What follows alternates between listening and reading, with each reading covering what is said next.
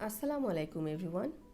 ইকরা চ্যানেলের English for all সেকশনের 10th লেসনে তোমাদেরকে স্বাগতম। এই সেকশনটির ফোকাস হচ্ছে এসেনশিয়াল ইংলিশ গ্রামার। আমাদের আজকের টপিক হচ্ছে how to use the word so, অর্থাৎ সো শব্দটি আমরা কিভাবে সেন্টেন্সে ব্যবহার করতে পারি তা নিয়ে আমরা আজকে আলোচনা করব।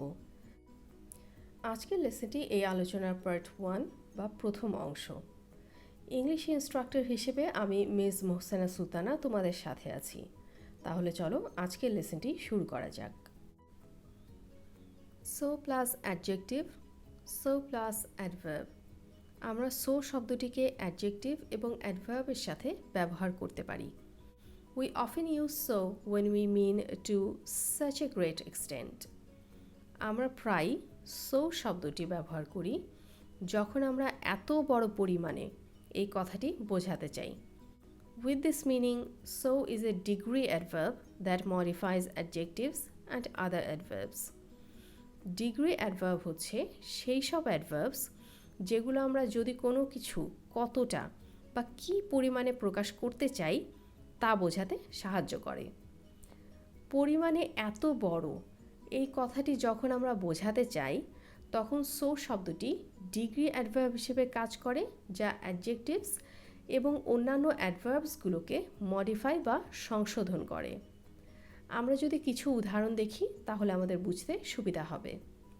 যেমন, using that machine is easy, why is he making it so difficult. ওই মেশিনটি ব্যবহার করা খুবই সহজ, তিনি কেন এটা এত কঠিন করছেন। Why is she so jealous, কেন সে এত ঈর্ষান্বিত। The dog is walking so slowly, is he heart.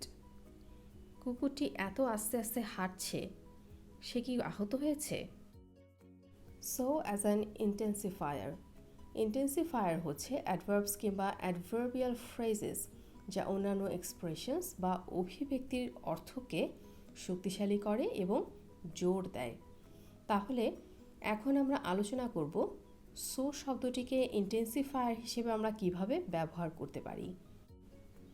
We can use so as an intensifier to mean very very. আমরা খুব খুব এই অভিব্যক্তিটি বোঝাতে সো শব্দটিকে ইন্টেন্সিফায়ার হিসেবে ব্যবহার করতে পারি। ফর এক্সাম্পল, যেমন, everyone drives too fast here, it is so dangerous. এখানে সবাই খুব দ্রুত গাড়ি চালায়, এটা খুব খুব বিপজ্জনক। That's kind of you, thank you so much for doing this for us. এটা আপনার সহানুভূতির পরিচয়, আমাদের জন্য এটি করার জন্য আপনাকে খুব খুব ধন্যবাদ। That's all for today. আজকের লেসনটি এই পর্যন্তই। তোমাদের যদি আজকের লেসনটি নিয়ে কোনো প্রশ্ন থাকে তাহলে নিচে কমেন্ট সেকশনে লিখে দেবে। ইনশাআল্লাহ আমি তোমাদের প্রশ্নের উত্তর দিয়ে দেব। তোমরা সবাই ভালো থাকবে। আল্লাহ হাফেজ।